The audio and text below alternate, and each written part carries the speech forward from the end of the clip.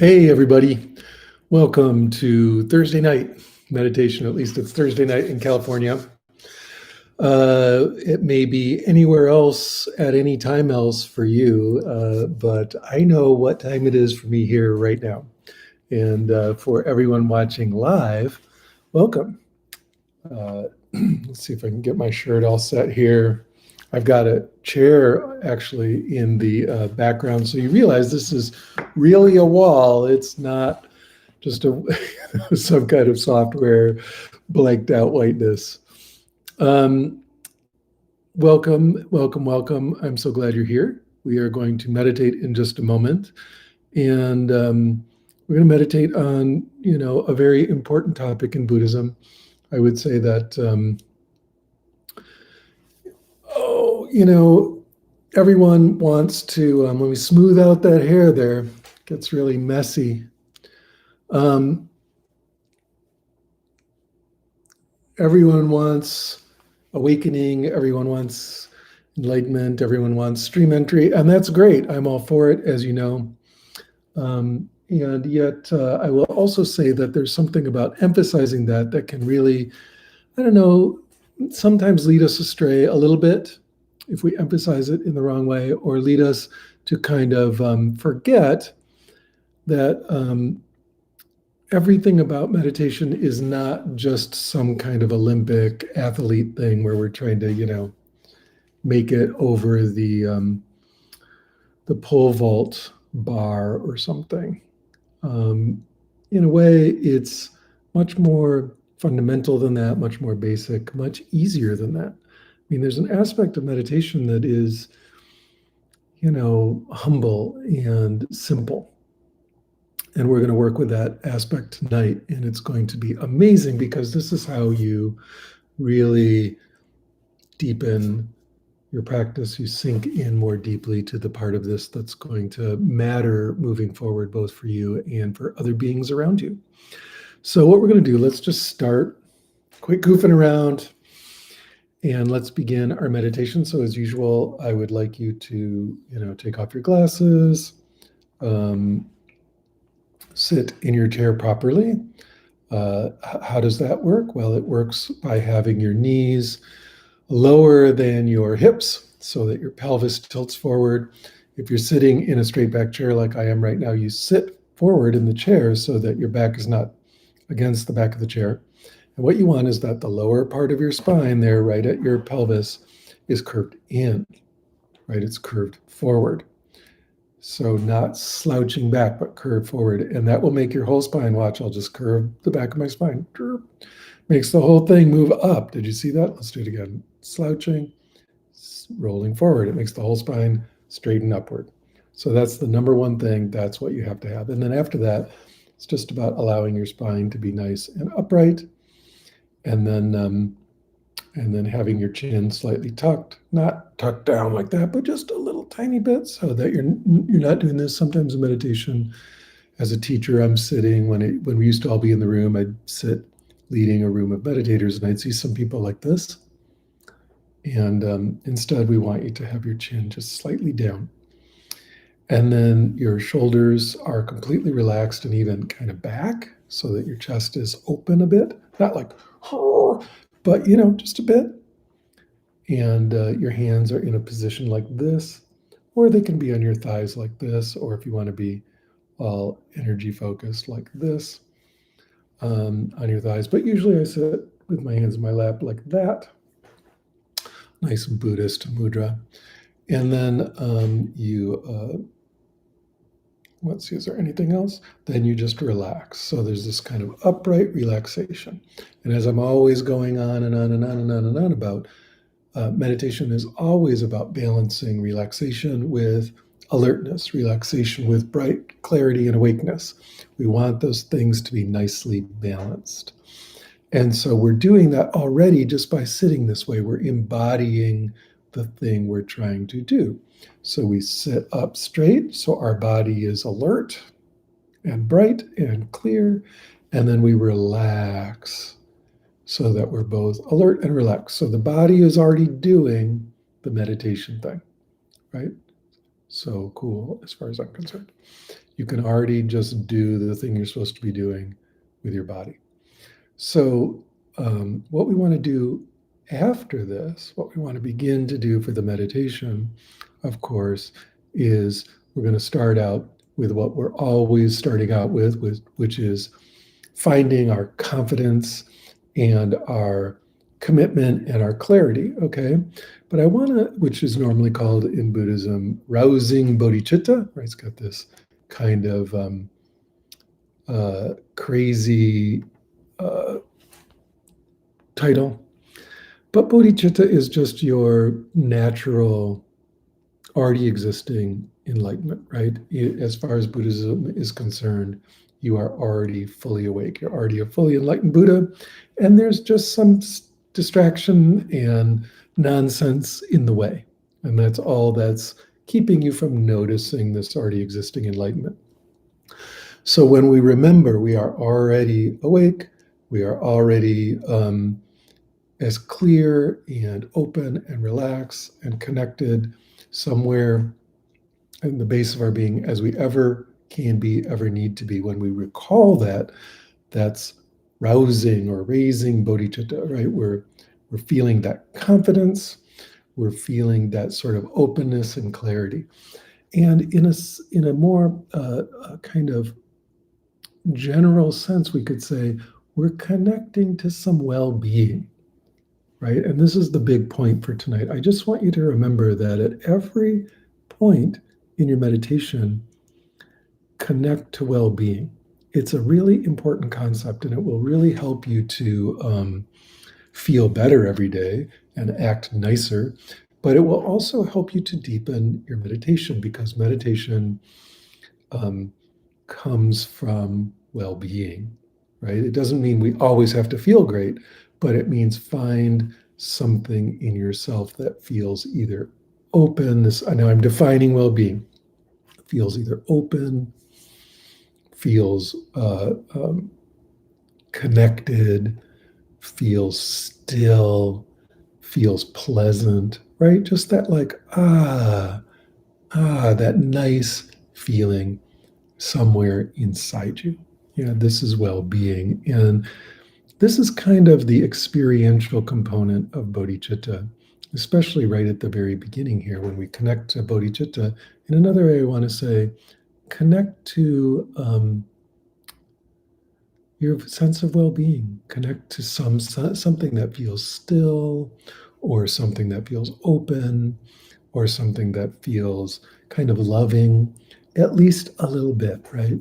And this will do the thing of rousing bodhicitta. It'll bring that confidence, that clarity, but also we're going to use it throughout this meditation tonight. I'll show you how to use it at every point in the meditation too, as a guide, as a deepener, as a way to do your practice more effectively. So hopefully you're doing that right now as I'm saying it. You're rousing your bodhicitta. You are connecting to something, some sense of well-being within you. Okay, and this is especially important if you don't feel a sense of well-being. If you feel scattered, or you feel anxious, or you feel like you're overwhelmed, or maybe you're really sad or something. Okay, time to find something, some little tiny hint of well-being, and notice that. And then as you're noticing that, we're going to do our usual thing now of switching from rousing bodhicitta to shamatha with an object. And as usual, we're going to use the object of the full body breath, but you can use any object you want. You can use a mantra, you can use a visualization, you can use sense of breath at the nose, you can stare at external objects like candles or pebbles, or whatever you want. Listen to a sound, meditate on something. The point is you're using the object to help the mind to still. But in this case, I'll give the example of doing meditation on full body breathing. So with full body breathing, you're feeling the breath come in the nose, you're feeling it go down the trachea, then you're feeling the rib cage expand and the diaphragm pulling down, and you're feeling the belly region expand and even pushing down into the pelvis. and then finally reaching the end of the in-breath, and notice the end of the in-breath, and then breathing back out. The belly contracts, the diaphragm raises up, the chest contracts. You feel the breath going out the trachea, out the windpipe, and then out the nose, right? So feeling the breath coming all the way in. And if you want to make that easier to pay attention to, feel it at every point along this. And it sometimes even helps to say to yourself, breathing in, breathing in, breathing in, breathing in. And then on the way out, breathing out, breathing out, breathing out, breathing out. But it's important that you're not just sitting there going, okay, I'm breathing, and maybe saying breathing in and breathing out. And that's all I got to do so I can just check out. No, I want you to be feeling the breath the whole way. Feel it touching the inside of your body and the muscles moving and the things expanding and contracting, the diaphragm going down. Feel it in the body all the way down to the bottom of the in-breath. Notice the end of the in-breath, and then feel the breath in the body, feel the muscles moving, the stuff's contracting all the way back out on the out-breath. So you're, so to speak, touching the breath at every moment of the breath. This is shamatha, right? We're gathering our attention around this feeling of breath, okay? So let's do that now for a couple minutes. I'll just be quiet for a moment, and then I'll guide you further in this.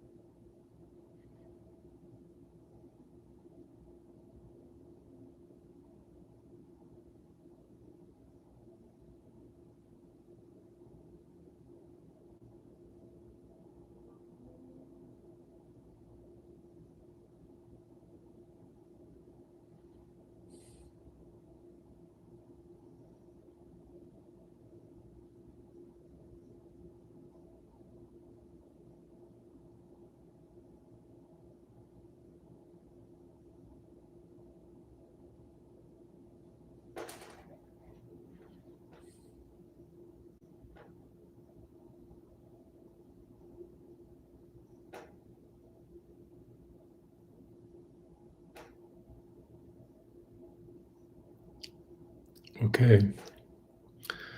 Now, as you're doing this breathing, I want you to notice that breathing feels good.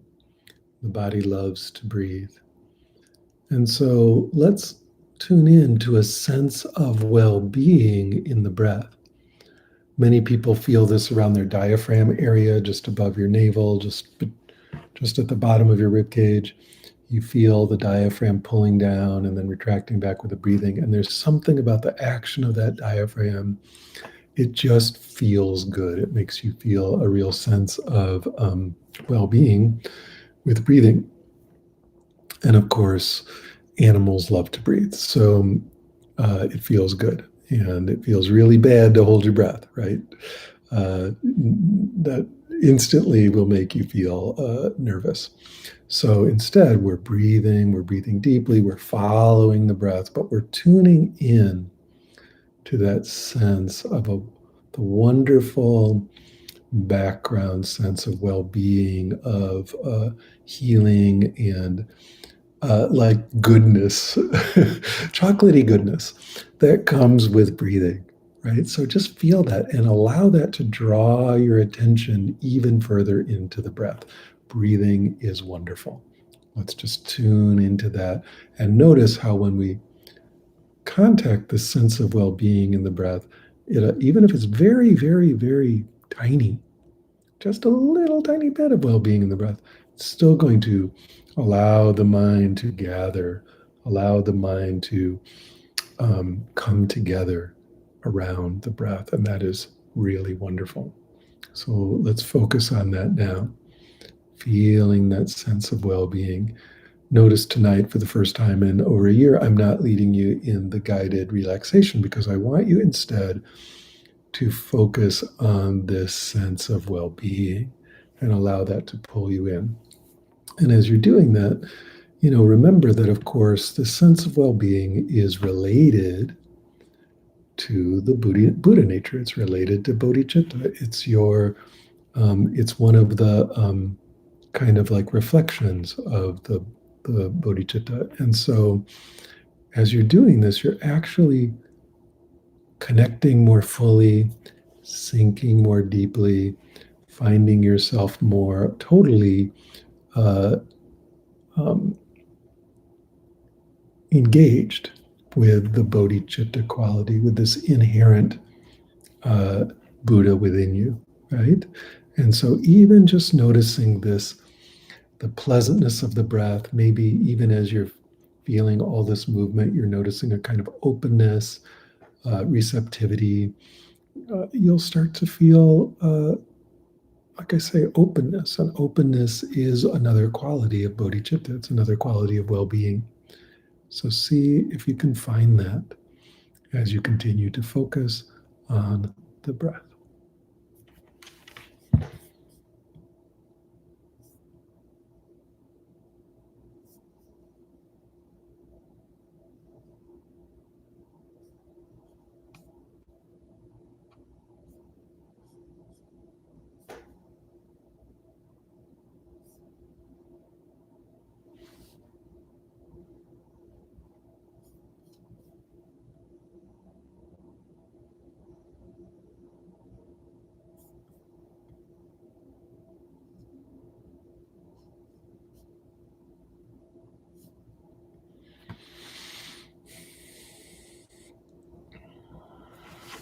Remembering that we are breathing in and feeling that sense of breathing all the way from the top of the breath, i.e., the nose, all the way to the bottom of the in-breath, way, way, way, way, way down in your belly. And then all the way back out from the belly, all the way back out the nose, and just feeling that over and over again. This wave of body sensation going from the nose all the way down to the bottom of the belly, noticing when it switches over, and then feeling that wave moving back up the body and all the way out the nose again. And letting that truly gather all your attention, truly unify your mind around this sensation. And as we contact the sense of the pleasantness of breathing even more deeply, you'll notice you start to feel even better, and the mind starts to gather more totally around the feeling of the breath, and you'll start to sink in. Your samadhi will deepen.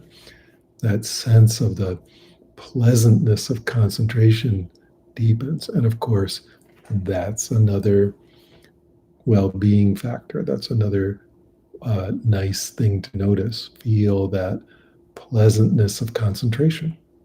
This is how we work in meditation. Find the stuff that pulls you in, the part that feels like it's connected to the Buddha nature, the part that has this sense of stillness, openness, joy, connection, that kind of thing.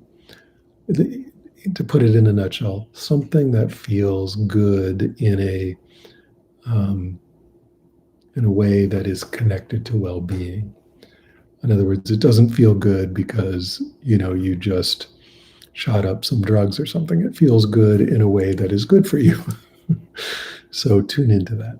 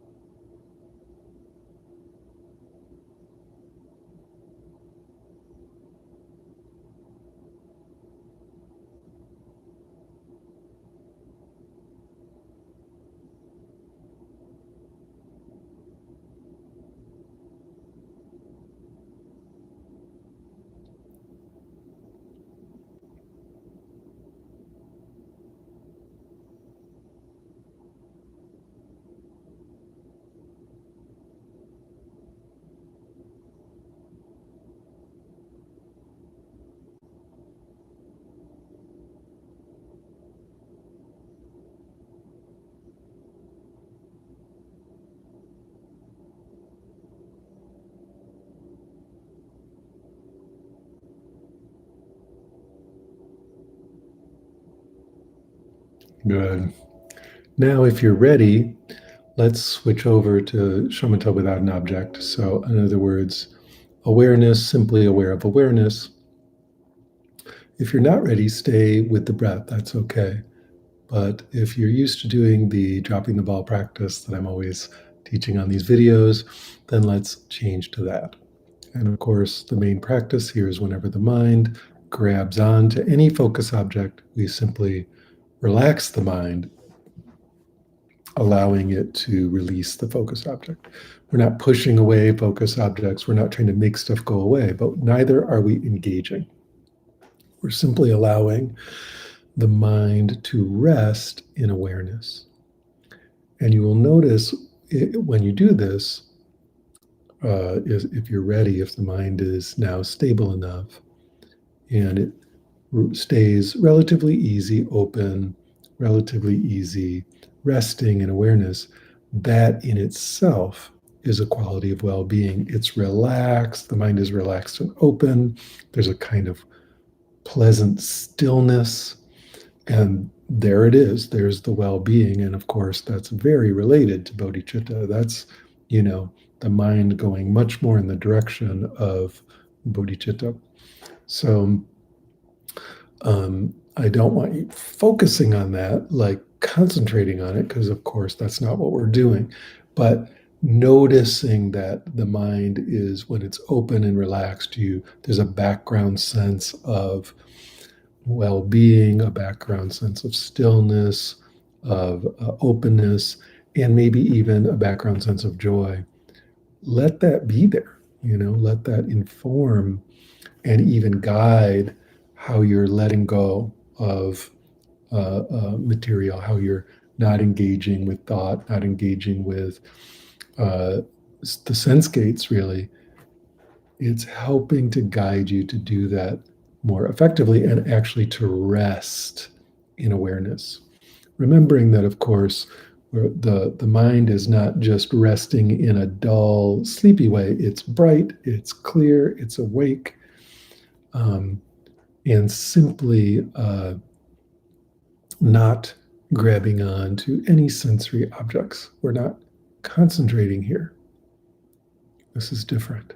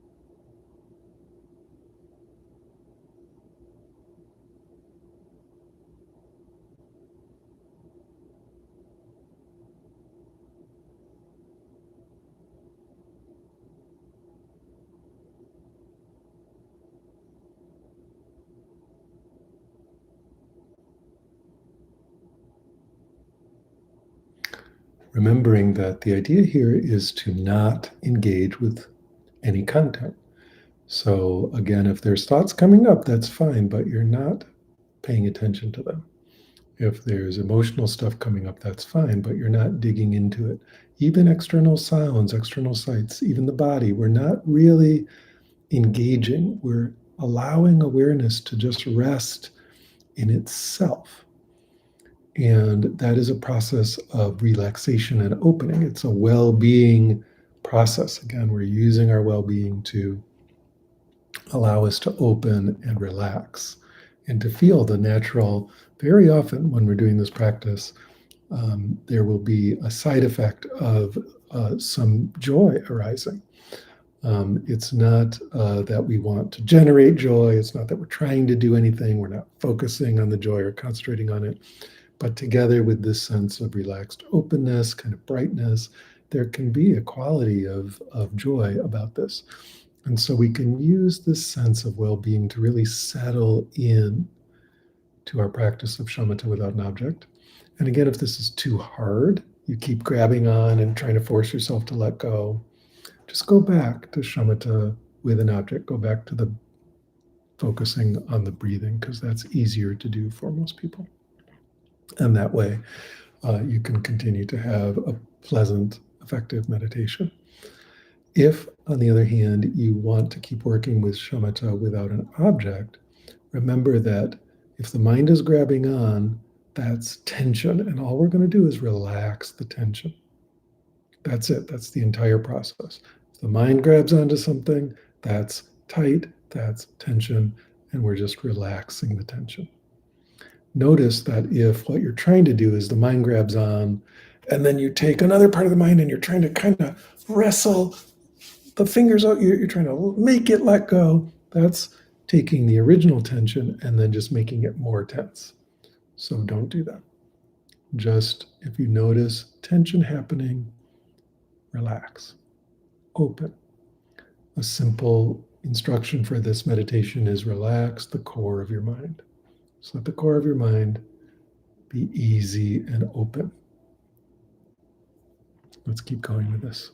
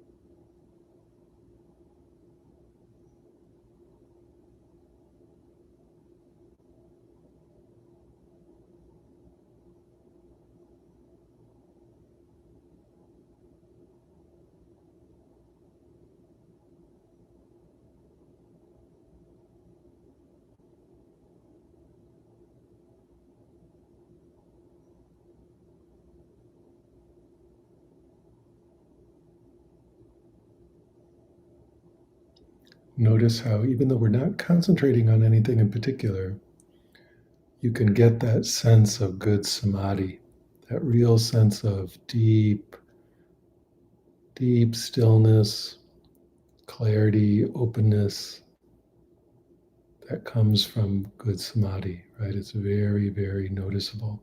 And that in itself is a property of well being. It's really nice. So you can guide this meditation, again, not by trying to do it so hard or trying to do it so right, but actually by noticing the little things that help you to drop in to a deeper sense of well being, connecting with your own Buddha nature more obviously, more completely.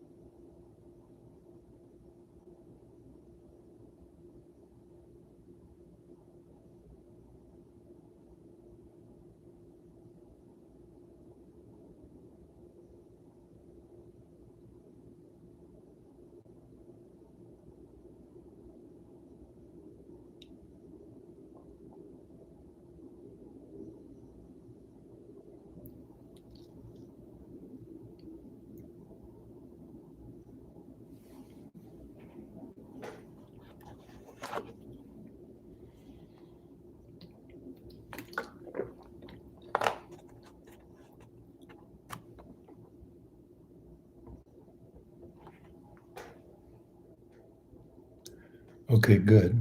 Now let's move into a slightly more active aspect with awareness. And what I want you to do is allow awareness to move into vast space. So instead of feeling like it's stuck in your head or something, allow awareness to become incredibly vast. It's boundaryless in every direction. So it's not stuck in your head, it's not stuck in the room, it's just boundaryless. Anywhere you feel like there's a boundary, just allow the awareness to pass right through that. Notice that the boundary is just an idea in your head. And instead, awareness becomes boundaryless. It becomes vast and spacious in all directions. And just kind of allow the awareness to explore its spaciousness in all directions. It doesn't find any boundaries, and it doesn't find any boundaries inside either. It's not like it's pushing on your body in some way. It's just a vast field of awareness, uh, completely free, completely awake and aware, tremendously still. Right? So let's explore this vast, spacious awareness, noticing, of course, that vast, spacious awareness feels still, it feels clear, it feels bright, and it has this openness and almost like loving quality. And so, again, there we are with our well being, right? This still, open, connected kindness or loving quality of this vast, spacious awareness is incredibly yummy well-being. So let's just notice that now, drop into that now. Find any limits and push through them, find any boundaries and push through them until it's just vast, spacious awareness with no boundaries.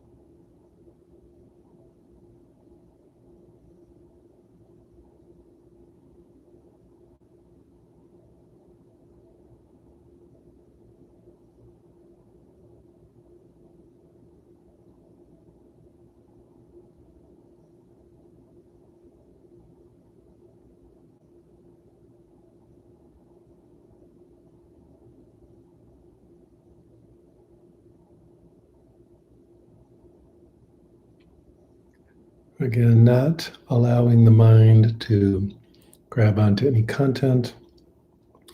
We're not worried about thinking. We're not worried about emotions. We're not worried about external sights and sounds or even body sensations, really. We're simply exploring this vast space, vast, spacious awareness of knowing, noticing these qualities. So let's do that for just a couple more minutes.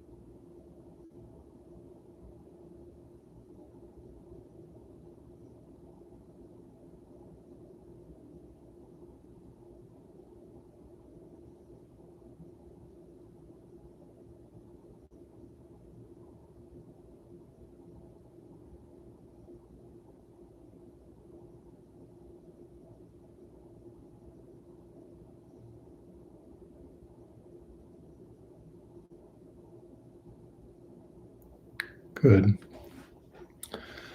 Now, awareness has no center. Awareness is awareness, and so it's aware everywhere. It's not like awareness is centered in your head and it's projecting out like a light or something. Rather, it's already vast and spacious. It's already everywhere in the vast space, and every point in that is equally aware. However, just for fun right now, let's allow the awareness to sink into the heart space.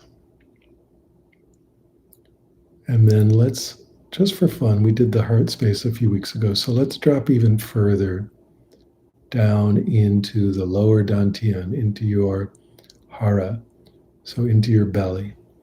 And the exact place is just a couple inches below your navel and a little bit inside. It's not on the skin, right? It's inside the belly, below your navel, like 2 or 3 finger widths below your navel. And we're going to allow awareness to land in that spot. And you can feel that spot very clearly because it's like a kind of an energy center. And we don't have to talk about some kind of cosmic energy. We can just say it feels energized. It feels like there's a little spot there that's kind of vibrating and lively and has some life energy in it. So subjectively, it feels energetic. And allow awareness to just drop into that spot. And now there is a little tiny bit of feeling like there's a center of awareness, right? Not in the head, not in the heart, but right now it's in this, in the lower dantian, in your dantian, the belly. And notice awareness coming from the belly. The main feature of this, the main quality, is a sense of well-being in the body. The dantian, the lower dantian, has this quality of energy. It has this quality that is life-giving. And so as we allow the energy to come from the lower dantian to radiate outward into vast space, even though all of vast space is aware, we're kind of temporarily pretending it's centered in this lower dantian. You'll start to feel the body becoming softer and more open, more relaxed. It's kind of paradoxical because it's simultaneously more relaxed and also kind of lighter, more energized. And so just feel, allow awareness to be centered in the lower dantian, just below and behind your navel. Now, this is not an image you're projecting down from your head. That would be awareness centered in the head, right? It's you are coming from, awareness is centered behind the navel. It's centered behind and below the navel in the lower dantian. So just allow awareness to come from that spot and notice you'll feel probably some energy happening. And we're not trying to stoke the energy, we're not trying to build it, but we're noticing it, and we're also noticing that it's just redolent with well-being. It's filled with a sense of healing and nurturing and just general tonic well-being. So let's sit with that now. Again, we're not concentrating on the center. We're just allowing awareness to be in the center and still noticing vast space in all directions, but just centered in the lower dantian.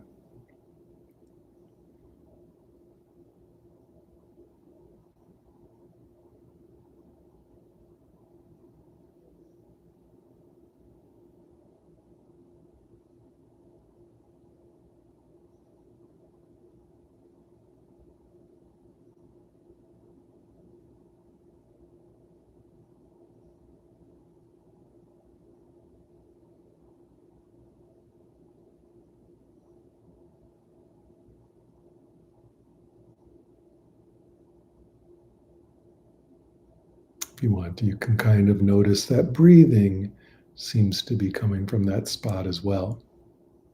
So that well-being of breath and the well-being of awareness centered at the lower dantian and the hara, awareness vast and spacious, centered in the belly. It's very pleasant, very energetic, very warm and still and open. Let's just continue to be with that. It feels so good.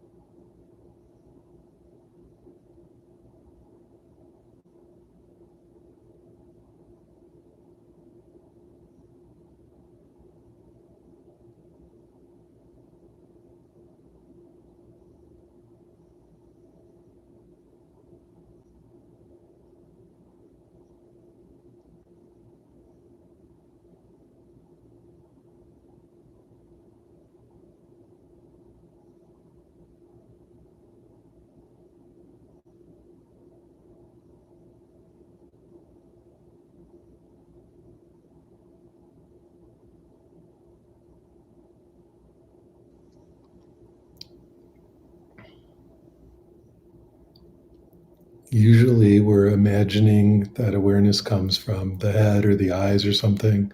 But of course, awareness isn't coming from anywhere and it's centered nowhere, or we could say it's centered everywhere. So we're just imagining it's coming from the head. So now just imagine it's coming from the belly. We don't have to move it or somehow project it down from the head and then out from the belly. That's all making it much harder than it needs to be. Just allow it to come from the belly and notice how good it feels. You can really feel that buzzy, tingly, smooth, velvety, vibratory energy in the lower dantian as awareness seems to be centered there.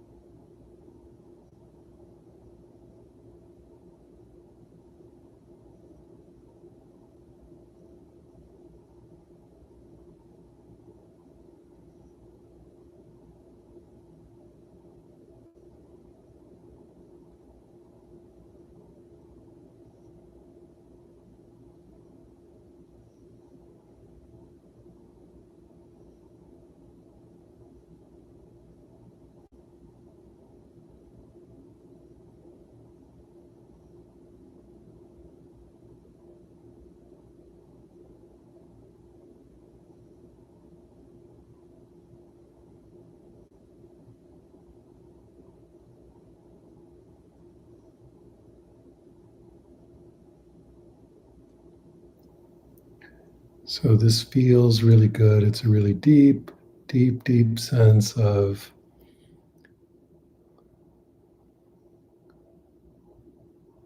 energy, of stillness, of wellness. It's a very, very fascinating place to center awareness,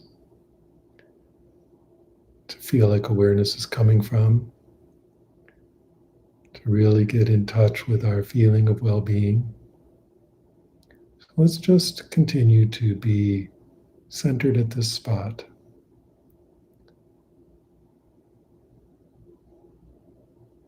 Allowing awareness to radiate out, so to speak, in all directions without any boundaries of any kind, but temporarily centered in the lower dantian, sometimes just called the dantian.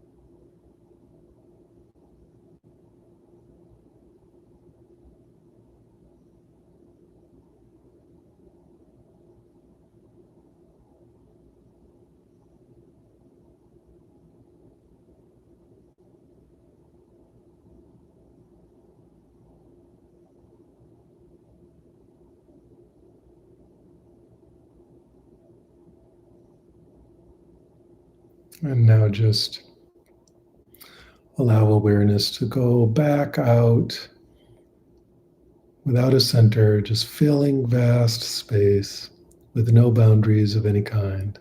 Simply spacious, still, bright, clear, fresh, boundaryless, vast, spacious awareness.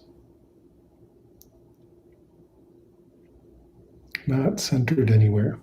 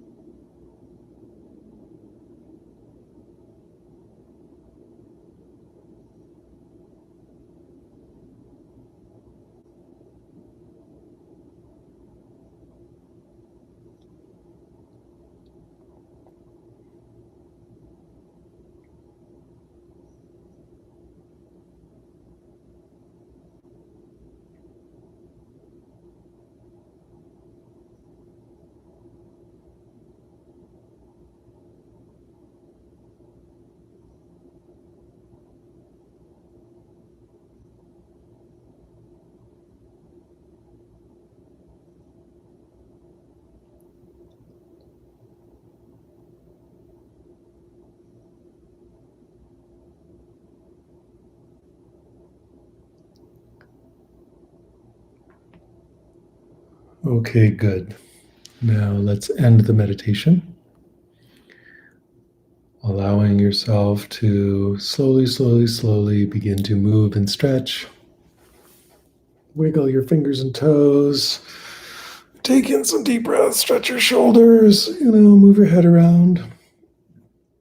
Observe the room around you. Orient as we bring the meditation to a close. Here at the end, remembering that our meditation is made possible in a way of talking about it by the Buddha nature. And so we come back again around at the very end and just feel that sense of well-being and that sense of bodhicitta, right? The fact that there's an awakeness deep inside us that is always awake and always shining bright. And we don't always notice it, but our meditation helps us to notice it more. It helps us to clear away some of the clouds, clear away some of the fog, and allow that bodhicitta to shine more brightly for ourselves and for everyone. And it's something that makes meditation a lot more pleasant because, I often talk to people who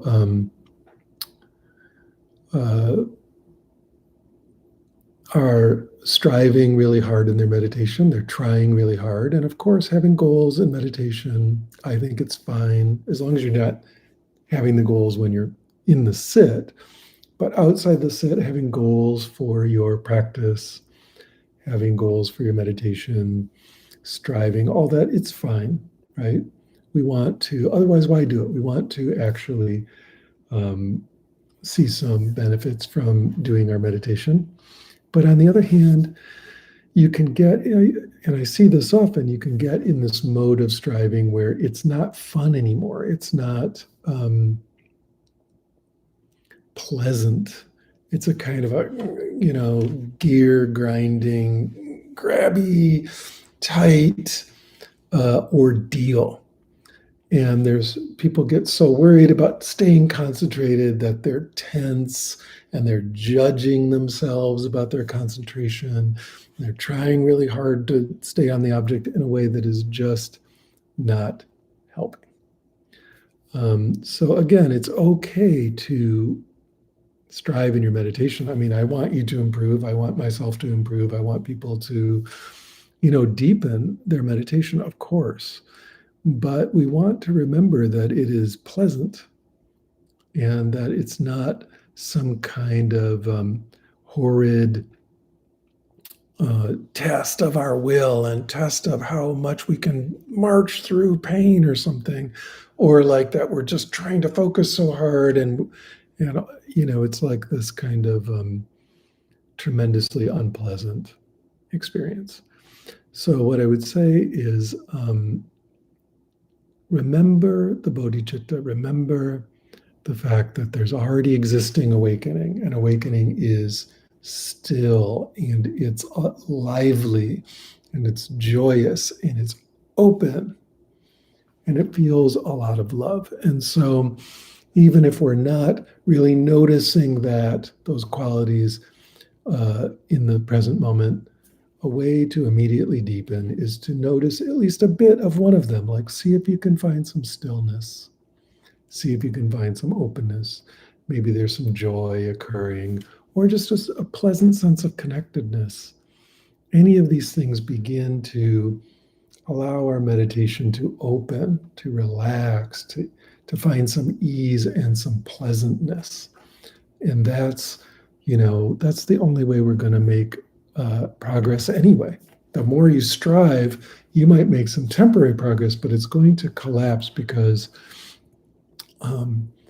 you're coming from a direction that's sort of like moving away from the bodhicitta, moving away from the Buddha nature, in a sense, although nothing can ever be away from it.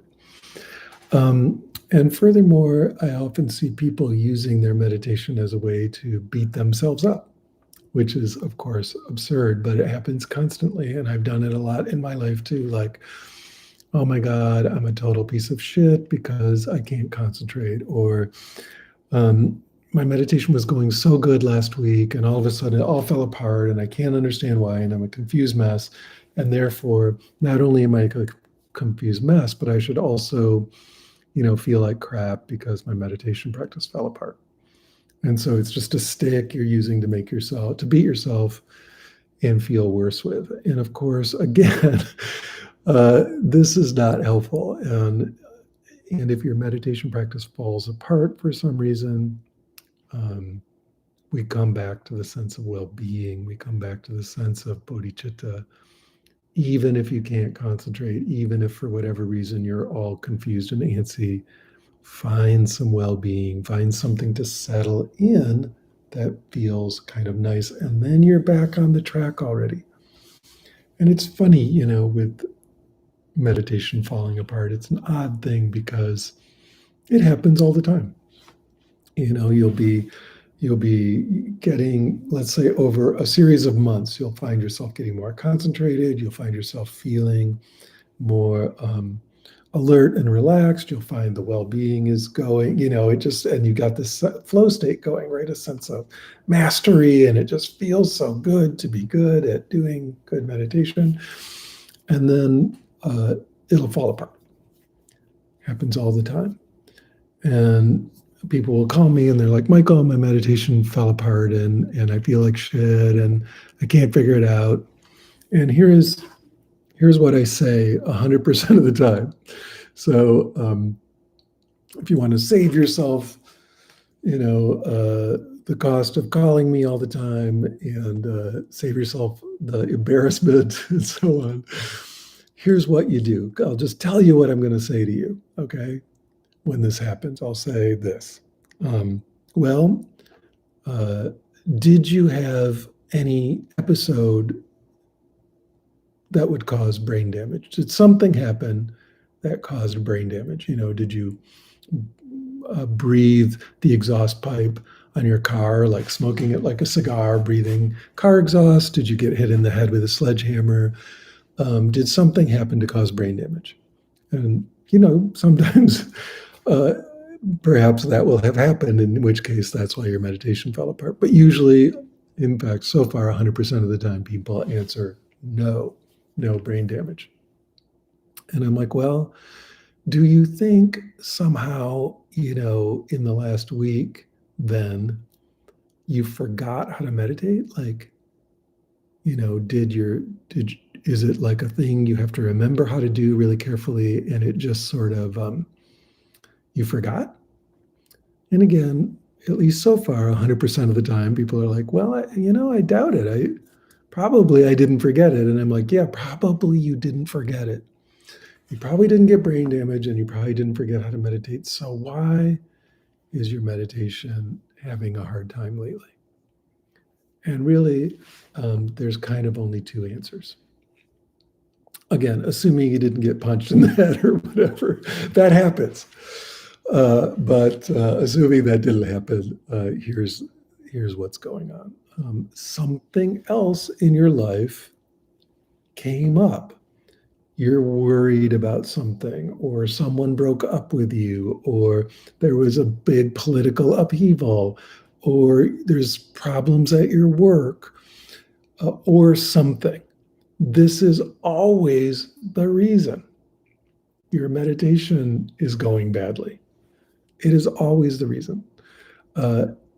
Sometimes there's another version of the same reason, which is you like some internal trauma stuff or internal psychological stuff from your childhood or whatever came up. But in other words, it's the same reason every time. It's not your meditation, it's your life. That's the answer. Your meditation is fine. It's your life is messed up. And I don't mean like messed up in a way saying that you're doing something wrong, but life happens. And when life happens, it's disturbing in some way. You're worried about it, or you're sad about it, or whatever. You're distracted. And so it's pulling your attention away from your meditation. And you know what? That's fine. That is completely fine. Why? For two reasons. One, that's life. And know that as soon as your life settles back down, your meditation will settle back down and you'll be back on track because you didn't forget. The other reason it's kind of great is that if you keep sitting through all that upset, you're actually like doing weight training. It's like when I was a kid, I remember if we were going to work out, one of the things we would do is wear ankle weights. You Velcro these, actually back then it was straps, you'd strap ankle weights around your ankles, and that added weight walking all the time everywhere was strengthening your legs, right? And so you take the ankle weights off and you felt like so much stronger because your legs were actually stronger. And in this case, it's kind of the same thing. If you sit through that upset, you sit through life throwing you curveballs, you're going to get better at meditating. And in fact, you're actually improving your meditation, even though it doesn't feel like it. You're building your meditation muscles so that after life clears up again, like crisis has passed. Well, you got so used to meditating during the crisis that when the crisis has passed, your concentration muscle, so to speak, your equanimity muscle, so to speak, is stronger. And so you will actually find that your meditation, miraculously, you remember again how to do it and the brain damage went away. And all of a sudden it's much, much stronger, much more effective. You're back on track. So during that time, when people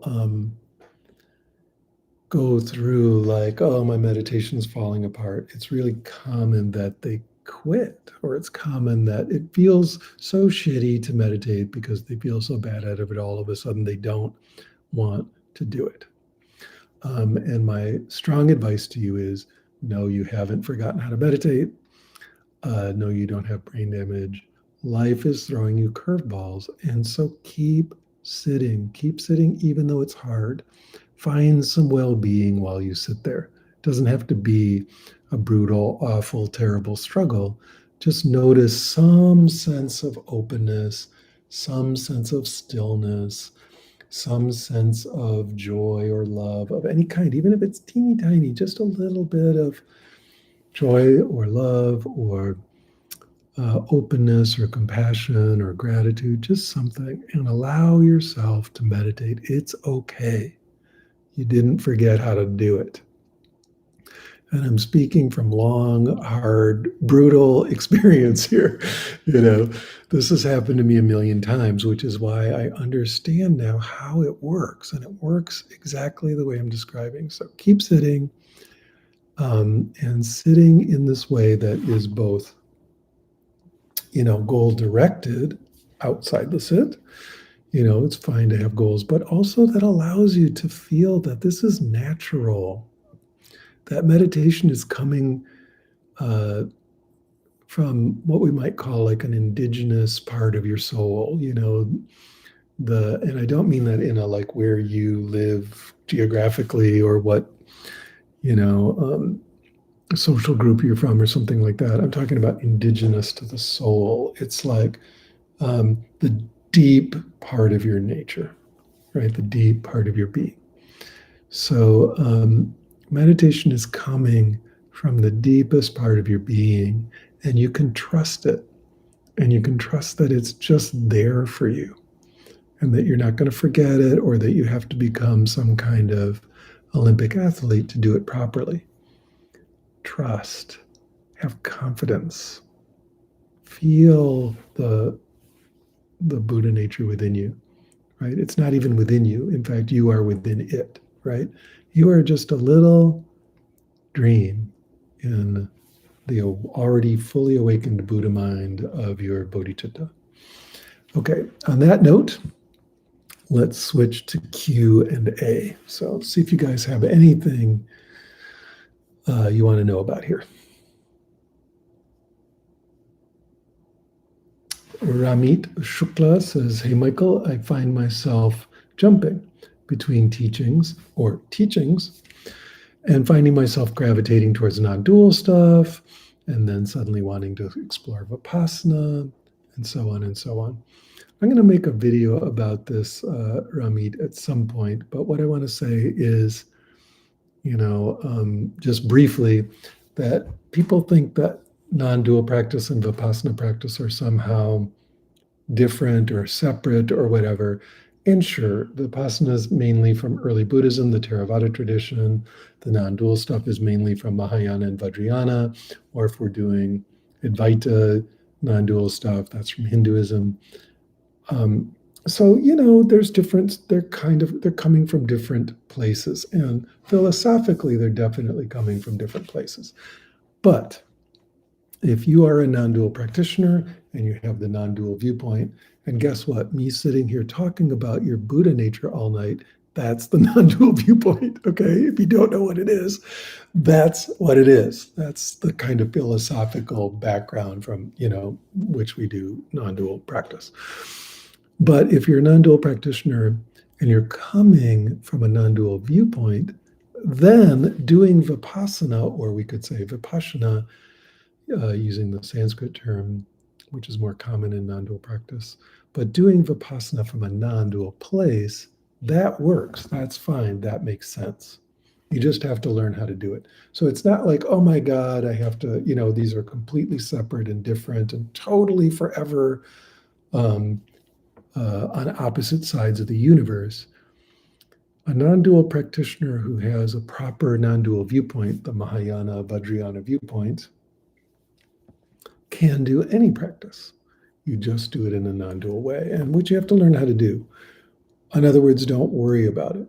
On the other hand, don't jump around between practices. Try to do one practice for a while, at least for a few months, to get a taste of it and to get some momentum going with that, and then switch and then see how the second one feels and then decide, where you want to land for now. Anyway, I'll talk more. I'd like to make a video about it at some point, but I might not, but I'd like to talk more about, this sort of perceived difference between Vipassana and non-dual practice. So thanks for asking that. H. Dove comments, I find that working hard to keep Dharma at the center of life, these things happen less. Yes. What does keeping Dharma at the center of life mean, really? Well, for some people, it means certain teachings, certain ideas, but it could also mean keeping a sense of well-being at the center of life, keeping that sense of connection to bodhicitta and the Buddha nature at the center of life. It's really, really helpful, really important. You can use it all the way along your journey of meditation and all the way throughout life. Christopher Lewis says, does dropping the ball practice come from a particular tradition? It comes from the Michael Taft tradition. That's just me describing how to do a kind of awareness of awareness or an open awareness practice.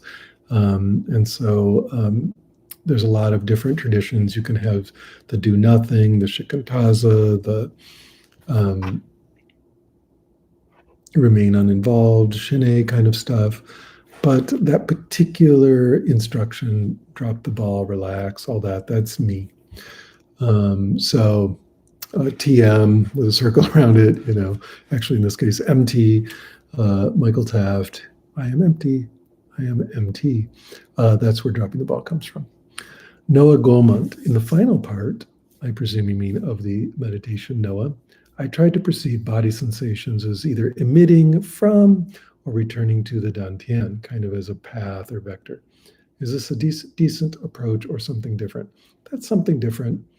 Don't do anything with the body sensations. They're just there. Awareness is centered in the dantian. Awareness is, we're imagining in this meditation, awareness is centered in the dantian, and it's everywhere in a vast space around. But the body sensations are just happening there. Like, okay, so don't project them out. David Moss. Hi, David. Nice to see you, man. I needed to hear this tonight. Thank you so much. Hey, thank you. So great to see you. Alex Zeltzer. Thank you so much for these classes. They are so helpful. I have done one traditional 5-day silent retreat, and now I'm planning on doing a solo retreat. I'm considering using the SFDC sessions as guides, assuming that you don't see anything generally wrong with that idea, which I don't. Would you recommend picking many different sessions or a different one for every sitting, or just sticking with a few? I would have one that is your basic sit. It's kind of your home base, and maybe you do it like twice a day, right? So one of the videos is your home base. That's the through line for the whole retreat. And then find a few others, as you say. I would maybe, if you were 3 or 4 at the most, that you are sprinkling in all around that, so that you have both a through line and it's a continuous practice, that you're doing every day more than once. And then the other ones are supporting and surrounding it, but also provide some variety. So that's how I would do that. And good luck with your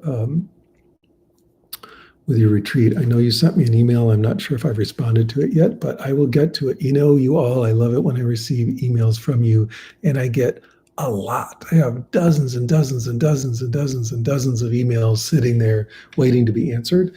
And life is rich and full and wonderful, and it means it takes me a while to get to your emails sometimes. So don't worry about it. I'm reading them. Usually I read them almost immediately, but it might take me days and days, sometimes even over a week, to answer them. And if that's the case, I apologize in advance. But I also don't apologize because I'm getting to them as quick as I can. All right. Thanks, Alex. Cindy retracted her message, or somebody retracted it. H. Dove again. How obvious is it to have truly achieved than a full non-dual viewpoint? Also, thanks for all you do. Thank you. It's obvious. You will know. That's all I'll say for now. Clay Martin, thank you for offering this service. My Sangha hasn't met for a long time because of COVID. I know COVID has really made us all learn to be part of an online Sangha. So it was great meditating with the rest of you, says Clay. Thanks, Clay. Let's see here. Everyone's making jokes about my, it's a joke about a joke, right? So MT. Eli says, it felt easy to rest in the sensation in the lower abdomen, but never quite like awareness was centered there. It always feels like it's coming from the head. Yeah, that's just a habit. You've got feelings in your head and you're used to assigning awareness to those feelings. Like, for example, you've got a sense of there being, the kind of like, let's say, bones behind your eyes, and there's sort of a sensation there. And we get used, it's a habit, to putting the center of attention there, but it's just a habit. So at least know theoretically that we can let go of that and move it to some other spot in the body. It works. You just got to practice. And what you don't do is try to what people do is sort of like crazy shit. Like, I'm going to take the sense behind my head and push it down. Don't get into all that difficult, crazy maneuvering like that. Just find a sensation somewhere in the body. For example, if awareness is centered in the belly, find a sensation in the belly and then pretend awareness is coming from there. It will work, believe me. You just need to practice it.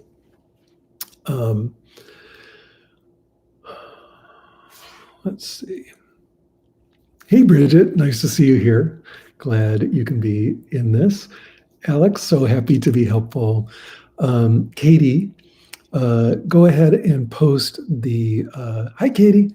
Go ahead and post the link for donations, and I'll switch gears now and say, remember, everyone, these meditations are coming to you free of charge. They're coming to you from the goodness of my bodhicitta. I cannot tell you how happy it makes me to be able to send these meditations out to the world completely for free of charge for everyone, everywhere. And these meditations are sponsored by San Francisco Dharma Collective. San Francisco Dharma Collective does the very cool work of sponsoring teachers and getting their work out there. So if, again, you are welcome to always do this meditation for free, but if you're feeling like you have some extra cash weighing down your soul, feel free to donate to San Francisco Dharma Collective. They will, using the link in the chat, they will split it with me, and that will be great. And it will help them to keep going. It will help me to keep producing these videos, and it will help you to lighten your burden. So if you feel like donating, that would be great. We would love it. We would welcome it. And if you can't donate, that's completely fine. Donate your love to someone near you. Donate your kindness to your animal companion. Donate your good mood to someone or some being around you today, right? You have a lot to offer. And so donate that in some way. Do dana, the gratitude practice, somewhere in your life in some way. Okay, we all can do it. My dana is donating these videos to you. I love doing it. So thanks for letting me do that, everybody. Katie is being a good head of the SF Dharma Collective, and she's putting some other links to other programs that SFDC has going in the chat window right now. So look at those if you want to see other teachers doing other things at other times. I would say at the very end here, just that,